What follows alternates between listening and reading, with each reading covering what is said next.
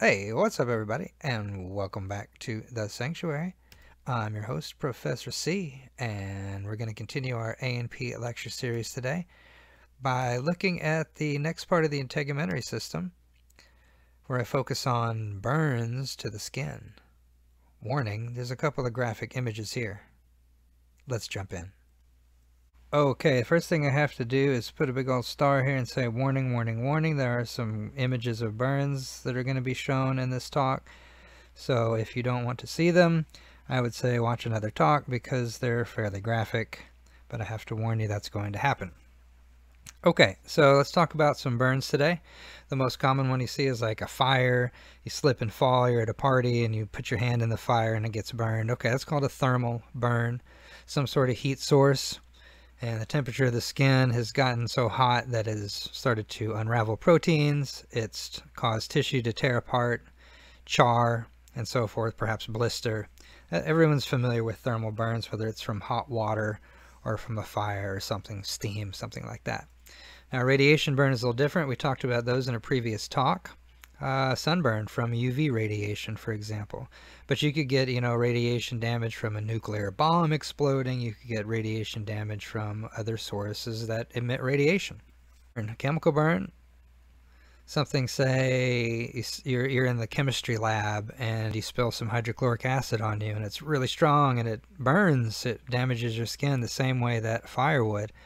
Drain cleaners, which is usually very caustic bases, gas, paint, then you know what I'm talking about. It's different than heat, but it still can damage your skin in the same way. And then electrical burns, of course, in a modern world we have electricity, and you either get hit by lightning or you come into contact with some sort of open circuit and pow, you get an electrical pulse through you. It flows over you, through your tissue. It can cause damage in all sorts of ways, usually instantaneously. Immediate threats to burns, of course, are loss of fluid, what we call dehydration, and a form of shock called circulatory shock, where your heart doesn't pump enough blood to adequately feed your tissues, so your tissues start to die. Yes, the other immediate threat is, of course, you have no skin because it's been burned off, and infectious agents like bacteria and fungus, which normally would be no problem to a healthy individual, can cause some serious damage. Okay, a first degree burn is what you see here. It's what a lot of you are familiar with, what we talked about in the last lecture, a couple lectures on UV damage. It's called a superficial thickness burn, a first degree. And I know the first degree sounds like that must be the worst, but it turns out it's not the worst. It's the least damaging of the burns is the first degree. It's kind of like first grade is the easiest grade, right? So superficial thickness just means it's burned through the skin, but only superficially, right?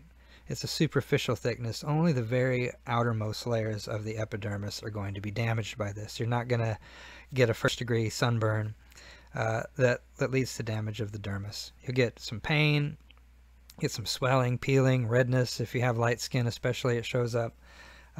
You know what this is. Almost everyone's had some sort of sunburn in their life, and this would be a first degree superficial thickness burn. You can usually treat it with a cream or some kind of a spray that you spray on it that a lot of people have in, well, medical kits all the time. So this usually goes away on its own. You don't have to do much to it because it just damaged the epidermis. Good news, you will replace your epidermis within at least 30 days. So this usually goes away, peels off, less than a week, and you don't even remember that it happened. All right, a second degree burn can be a little bit nastier, of course.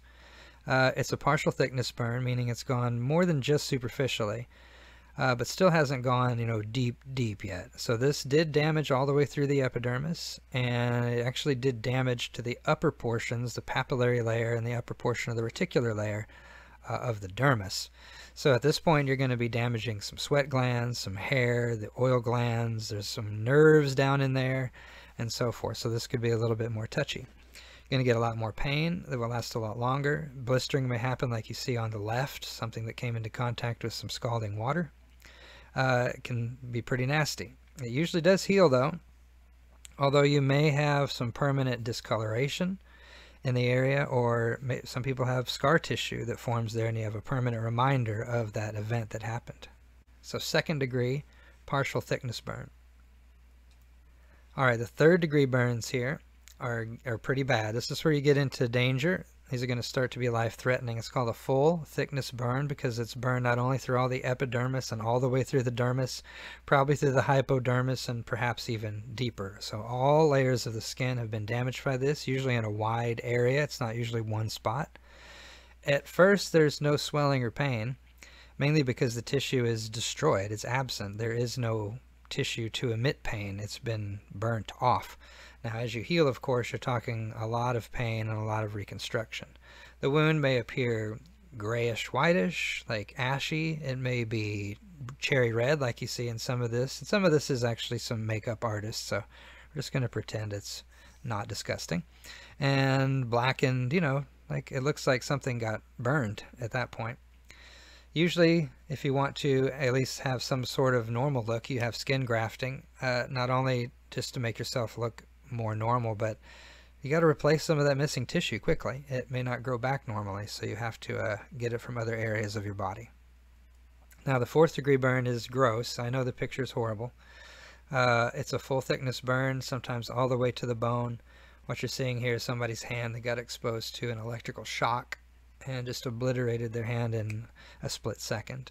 So all layers of the skin, muscle, tendons, bones, you're talking, this is dangerous, even if it's just, say, on your hand, because you've lost a lot of tissue. And so you have to treat this very seriously, very quickly. This is life-threatening. And you're going to be in for some surgeries, some reconstructions, grafting, to have any sense of normalcy. If you get to even keep the damaged limb, it may have to be amputated completely. Okay, the rule of 9s is simply what it says here. If someone comes into an ER, something with burn trauma, and you're trying to estimate, you know, how badly burned they are, oftentimes on the news you'll see something like, she was burned over 45% of her body. And, you know, how do they get those estimations? Well, they use this rule of 9s. So every part of the body is divided either into a 9, like you see the legs, the front of the leg is a 9, the back of the leg is a 9, or a half of a 9, right? The half of the front of the arm's 4.5, the back of the arm's another 4.5. Or the torso, chest, is 2 9s, 18, and the back part of the torso is 2 9s, 18, and the head is half a 9, front and then back. So you look where the person is burned and you estimate using those percentages, and that's how they get those percentages of body burned. Of course, the higher the number, the more in need of care you are, as fast as you can get it. So, a little gross for the pictures, but it is what it is. It is anatomy. So thanks for watching, and check out some other videos in this series if you wish. I think next we're going to do an exam over the skin. So, see ya next time. Bye-bye.